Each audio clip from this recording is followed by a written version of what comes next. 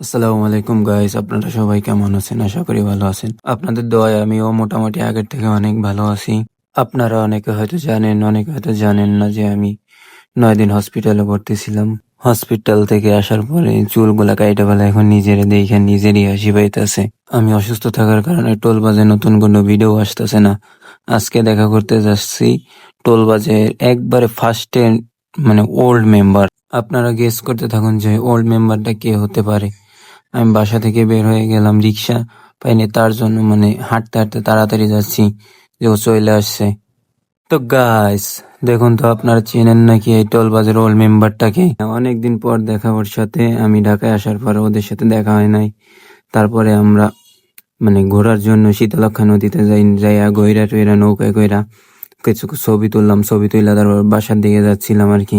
অনেকদিন পরে আজকে বাসা থেকেও বের হইলাম, মানে দিনটাও ভালো গেল, সবার সাথে ছিলাম। এদিকে রাহাত শুভ ভাই মজা করতেছিল। তারপরে বাসার দিকে রওনা দিলাম যে শুভরে উঠাই দিয়া আমিও বাসায় চলে আসবো।